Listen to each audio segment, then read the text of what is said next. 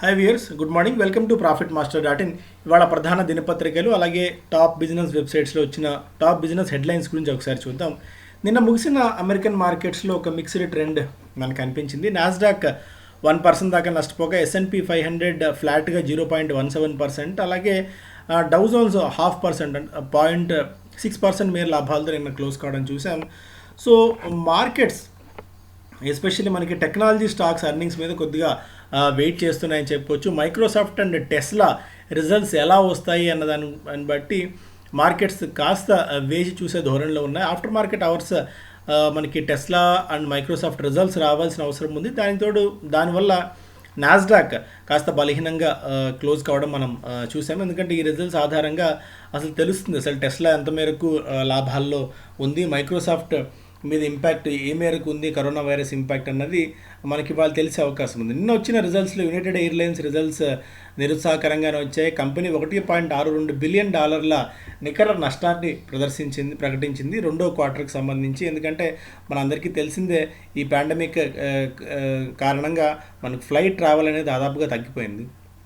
మనకి ఇవాళ ఇచ్చే రిజల్ట్స్లో Microsoft, Tesla, Chipotle, Mexican grill, CSX and Las Vegas Sands ఇవన్నీ రిజల్ట్స్ రాబోతున్నాయి. ఎస్పెషల్లీ టెస్లా అర్నింగ్స్ని బట్టి ఆధారంగా ఈ కంపెనీ S&P 500 కాన్స్టిట్యూయెంట్ అవుతుందా లేదా, S&P 500లోకి ఇది వెళ్ళే అవకాశం టెస్లా ఏ మేరకు ఉందన్నది మనకి తెలుస్తుంది. సో మొత్తానికైతే US మార్కెట్స్లో ఒక ఫ్లాట్ ట్రేడింగ్ ట్రెండ్ కనిపిస్తుంది. కాకపోతే కొన్ని ఇంపార్టెంట్ ఇది కూడా కనిపిస్తున్నాయి. Trump Vance US corona virus outbreak will probably get worse before its get better.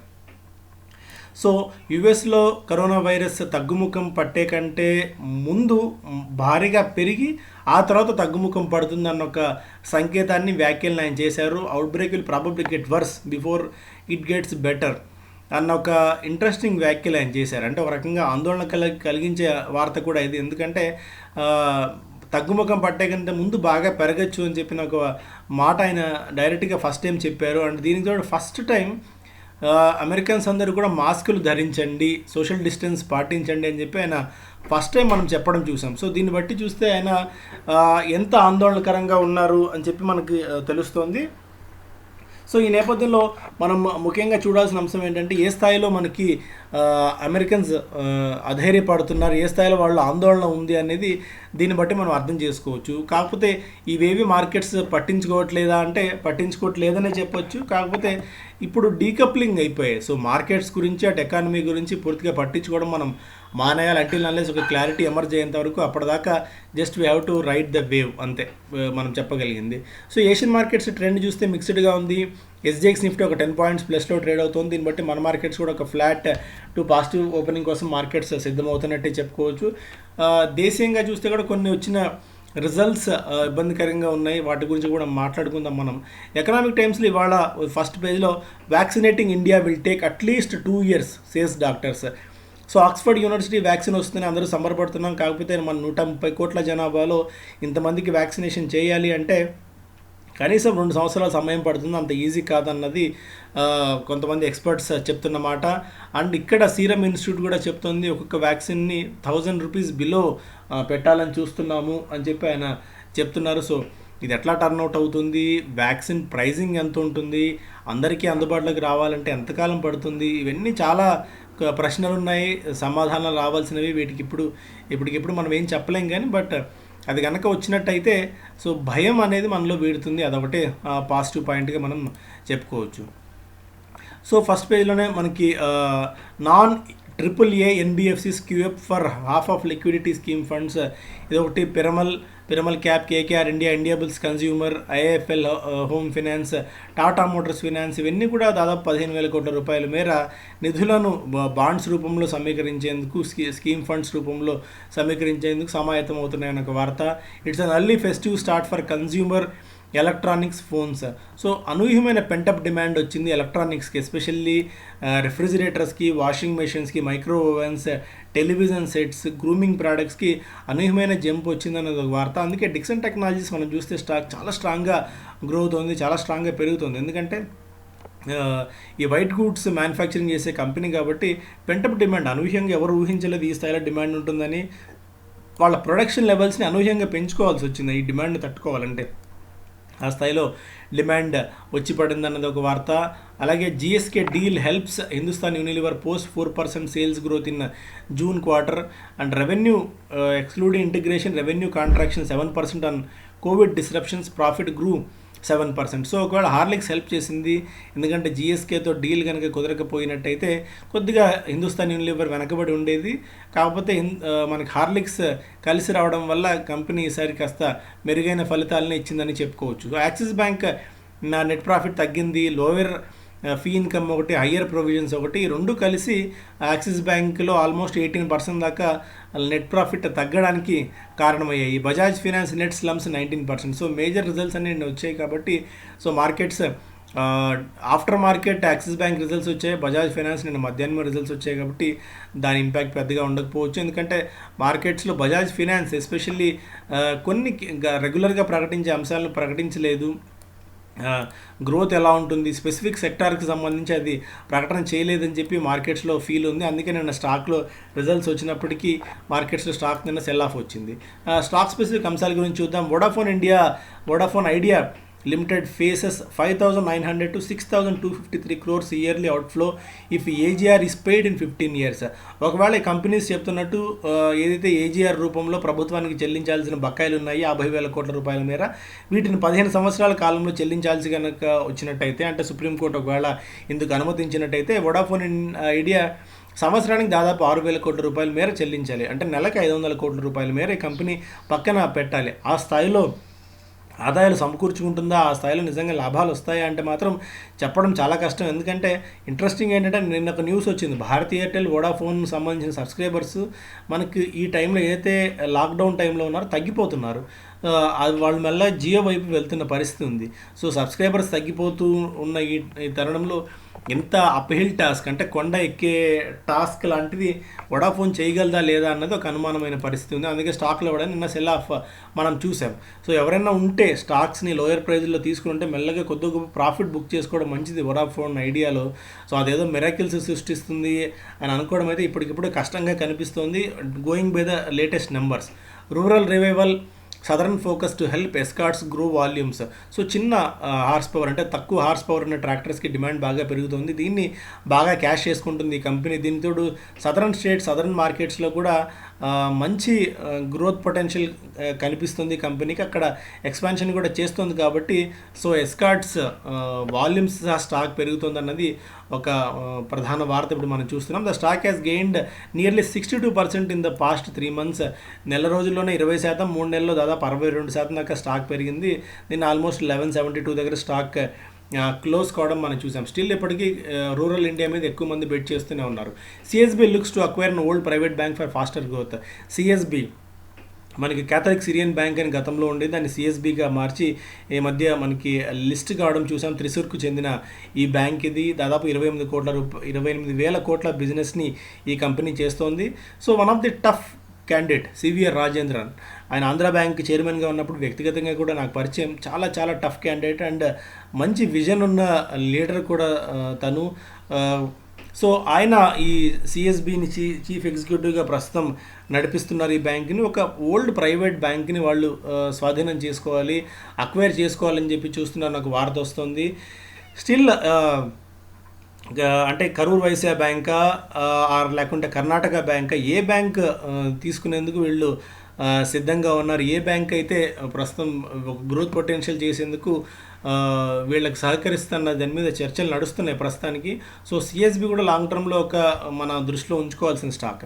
SBI card tops IPO price after Q1 numbers beat street estimate. So అంచనాలని మించి state bank of India cards నేను రిజల్ట్స్ని ఇవ్వడం వల్ల నిన్న స్టాక్లో చాలా strong jump చూసాం. లైఫ్ టైం హై స్థాయికి ఎస్బీఐ కార్డ్స్ చేరింది. ఐపీఓ తర్వాత ఆ ప్రైస్ ఇప్పుడే మళ్ళీ మనం చూస్తున్నాము. So Macquarie set SBI cards can still deliver 24% of return on equity even after incorporating around 25% of revolver loans slipping into NPA loans. Revolver loans 25% దాకా NPS అయినప్పటికీ కూడా 24% దాకా ఇక్కడి నుంచి స్టాక్ రిటర్న్ ఇచ్చేందుకు అవకాశం ఉంది అని చెప్పి మనకి మ్యాక్వరీ ఒక రిపోర్ట్ ఇస్తుంది.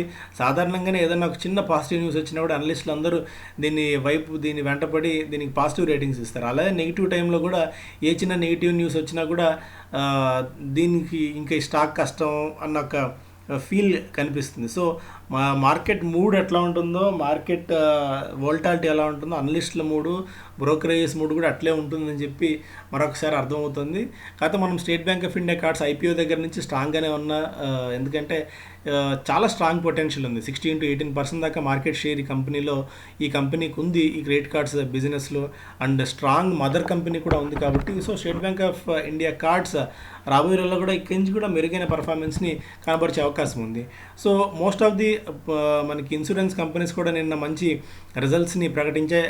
ఈ ICICI Prudential Q1 profit flat at 287 crores. HDFC Life beats street forecast, profits up by 5.8%. SBI Life profit up by 5%. So Arvind మన అనలిస్ట్ ఎప్పటి నుంచో ఈ ఇన్సూరెన్స్ బిజినెస్ మీద చాలా స్ట్రాంగ్ వ్యూతోనే ఉన్నారు. లైఫ్ అంటే ఈ ఇన్సూరెన్స్ బిజినెస్ అనేది, ఇన్సూరెన్స్ పెనట్రేషన్ ఇప్పటికీ చాలా తక్కువ ఉంది మన కంట్రీలో. సో రాబోయే రోజుల్లో ఇది ఎక్స్పోనెన్షియల్గా, అంటే ఎన్ని లెవెల్స్, ఎన్ని మల్టీఫోల్డ్స్ గ్రోత్నో చెప్పలేం, కానీ బట్ స్టిల్ ఇంకా చాలా potential, long way to go ఈ స్టాక్స్కి సంబంధించి. సో తర్వాతి తరానికి స్టాక్స్ ఇచ్చేంత పొటెన్షియల్ ఉన్న స్టాక్స్ ఇన్సూరెన్స్ కంపెనీస్. సో కరెక్షన్స్లో, డిప్స్లో ఈ స్టాక్స్ని మన పోర్ట్ఫోలియోలో ఖచ్చితంగా ఉంచుకోవాలి. Corporate FDs still attractive for seniors despite interest rate cuts. So కొన్ని companies like Mahindra finance, HDFC, Bajaj finance, LIC housing finance లాంటివి మనకి ఎఫ్డీస్ కంటే మెరుగైన రిటర్న్స్ని ఇస్తూనే ఉన్నాయి. 7.2% నుంచి 7.8% దాకా. బట్ చాలా చాలా చాలా ముఖ్యంగా దృష్టిలో పెట్టుకోవాలి ఏంటంటే, ఒక 0.5%కో లేకుంటే 1% వడ్డీ రేటుకి ఎక్కువ ఇస్తున్నారు కదా అని చెప్పి కక్కుర్తిపడి కొద్దిగా ఏదైనా రిస్కీ బెట్స్లో పెట్టామంటే మాత్రం చాలా ఇబ్బందులు ఇరుక్కుంటాము. గతంలో మనకు అనేక సందర్భాల్లో చూసాం. అటు ఇండియా బుల్స్ కానివ్వండి, లేదంటే దీవాన్ హౌసింగ్ ఫైనాన్స్ కంపెనీకి సంబంధించి, రిలయన్స్కి సంబంధించి, చాలా రిలయన్స్ అనిల్ అంబానీ ధీరుభాయ్ కంపెనీకి సంబంధించిన ఏదైతే బాండ్స్లో ఇన్వెస్ట్ చేస్తున్నారో వాళ్ళు ఇప్పటికీ డబ్బులు లేక సతమతమవుతూ ఇబ్బంది పడుతున్నారు. అందుకే మంచి పేరెంటేజ్ ఉన్న లైక్ కొద్దిగా HDFC, LIC హౌసింగ్ ఫైనాన్స్ లాంటి వాటికి పరిమితం అవ్వడం బెటర్, కానీ మిగిలిన వేటి వైపు కాస్త రిస్క్ తీసుకొని పెట్టకపోవడమే మంచిది. IHCL ఇండియా హోటల్స్ కంపెనీ లిమిటెడ్కి సంబంధించిన న్యూస్ ఇది. వాళ్ళకి ఏదైతే EL హోటల్స్ అని ఉందో నందా ఫ్యామిలీకి సంబంధించి, దానిలో మొత్తం వాటాను కూడా వీళ్ళు పూర్తిగా తీసేసుకున్నారు. బైస్ 14.3% బ్యాలెన్స్ స్టేక్ అని. సో రాకేష్ జున్వాలా కూడా ఈ మధ్య స్టాక్ ఇందులో పెంచుకున్నారు. ఇండియన్ హోటల్స్కి సంబంధించి కూడా మనం గతంలో వీడియో చేసాము, కావాలంటే లింక్ మళ్ళీ ఒకసారి నేను పెడతాను. సో చాలా స్ట్రాంగ్ పేరెంటేజ్ ఉన్న కంపెనీ, టాటా గ్రూప్కి చెందిన కంపెనీ ఇండియా హోటల్స్. అట్రాక్టివ్ ప్రైస్లో 80-90 రూపీస్లో స్టాక్ దొరుకుతుంది మనకి. Serious shoppers help malls to get back and feed amid లో ఫుడ్ ఫాల్స్. ఇంతకుముందు కూడా మనం మాట్లాడుకున్నాము. సో మాల్స్కి కొద్ది గొప్ప పెరుగుతుంది. పర్సనల్ కేర్కి సంబంధించి, పర్సనల్ గ్రూమింగ్కి సంబంధించిన డిమాండ్ ఇప్పుడు బాగా మార్కెట్లో పెరుగుతుంది. బిజినెస్ స్టాండర్డ్ చూద్దాం. Khaitans may tie up with Burmans to run Eveready. So ఎవరెడీని రన్ చేసేందుకు మనకి వీళ్ళు ఎక్కువగా ఆసక్తి చూపిస్తున్నారు. బర్మన్స్ ఇప్పటికే మెల్లమెల్లగా వాటాలు పెంచుకున్నారు. ఖైతాన్స్ కంటే ఎక్కువ వాటా ఇప్పుడు బర్మన్స్కే ఉంది. సో ఎవరెడీలో అందుకే గత కొద్ది రోజు యాక్టివిటీ బిల్డప్ అవుతుంది. Bidvest sues GVK investors in airport holding firm. So ఇదొక న్యూస్. ఎయిర్పోర్ట్కి సంబంధించి ఇంతకుముందు GSK గురించి మనం మాట్లాడుకున్నాము. అండ్ స్టాక్ స్పెసిఫిక్గా చూస్తే there is no harm in booking some profit. Many feel that the rallies on its last legs and provides an opportunity to stock investors. So stocks బాగా పెరిగాయి. లైక్ ప్రధాన కంపెనీస్ స్టాక్సే Reliance అనుకోవచ్చు, TCS, మనకు Britannia, info edge, PI industries, HCL tech లాంటి stocks బాగా పెరిగి all time హైలో ఉన్నాయి. కాబట్టి కొద్దిగా ప్రాఫిట్స్ బుక్ చేసుకోవడంలో తప్పేం లేదు, ఎందుకంటే లాస్ట్ లెగ్స్లో ఉందేమో. ఇక్కడ నుంచి మార్కెట్ భారీగా పడకపోవచ్చు, మళ్ళీ పాత స్థాయిలకు రాకపోవచ్చు. కాకపోతే ఇక్కడ నుంచి ఇంత వేగంగా ఏదైతే పెరిగిందో మనకి 7,500 నుంచి, ఆ వేగం మనకి ముందస్తు ఉండకపోవచ్చు. సో అందుకని కొద్దిగా ప్రాఫిట్స్ బుక్ చేసుకొని మళ్ళీ పడినప్పుడు ఏదైనా తీసుకుంటే తీసుకోవచ్చాము. కానీ సో అట్లీస్ట్ కొద్దిగా గొప్ప ప్రాఫిట్స్ తీసుకోవాలనేది చాలామంది నిపుణుల నుంచి వినిపిస్తున్న సలహా. కాబట్టి the decision is yours. Fabiflu cheapest pill to treat COVID claims Glenmark. ఏదైతే DGCA చెప్తుందో, అంటే గ్లెన్మార్క్ మీద వచ్చిన ఆరోపణలు ఏంటంటే చాలా కాస్ట్లీగా ఉంది, డ్రగ్ ప్రైజింగ్ చాలా ఎక్కువగా పెట్టారన్న ఆరోపణలు వినిపిస్తున్న టైంలో గ్లెన్మార్క్ చెప్తుంది ఫ్యాబిఫ్లూ అనేది చాలా చీపెస్ట్ డ్రగ్ కోవిడ్ని ట్రీట్ చేసేందుకన్న ఒక వివరణ నా కంపెనీ పంపించింది. So global spread helps Motherson Sumi tackle pandemic pain. So Motherson Sumi కూడా one of the finest company auto component మ్యానుఫ్యాక్చరింగ్లో ఉన్న ఈ కంపెనీ ఈ గ్లోబల్ పాండమిక్ టైంలో చాలా వేగంగా కంపెనీ కోలుకుంది. ఇతర మార్కెట్స్లో ఎస్పెషల్లీ ఏదైతే మనకి ఇతర మార్కెట్స్లో వీళ్ళకున్న ప్రొడక్షన్ యూనిట్స్ ఉన్నాయో వాటిని త్వరగా మనకి మేకప్ చేసి మరీ కంపెనీ ముందుకు సాగింది. సో ఇది ఓవరాల్గా మదర్సన్ సుమికి సంబంధించిన పాజిటివ్ అప్డేట్ కూడా.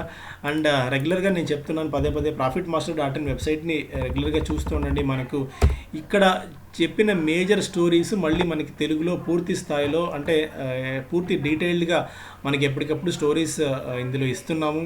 సో దీన్ని కూడా మీరు ఆదరించండి, ఎందుకంటే చాలా ఎఫర్ట్ దీని మీద కూడా పెడుతున్నాం మన ProfitMaster.in వెబ్సైట్ కూడా. ఖచ్చితంగా మీరు రోజు ఒకసారి 2 సార్లు చూసినా కూడా మీ టైం ఒక 2 to 3 మినిట్స్ దీని మీద స్పెండ్ చేసినా కూడా మీరేం రిపెంట్ అవ్వరు. అంటే అరే టైం వేస్ట్ అయిపోయింది అన్న ఫీల్ మీకు ఎక్కడ ఉండదు, ఎందుకంటే అంత క్వాలిటీ కంటెంట్ ఇస్తున్నాం కాబట్టి దీన్ని కూడా ఆదరించాలని చెప్పి కోరుకుంటున్నాను. Thank you so much. Have a great day.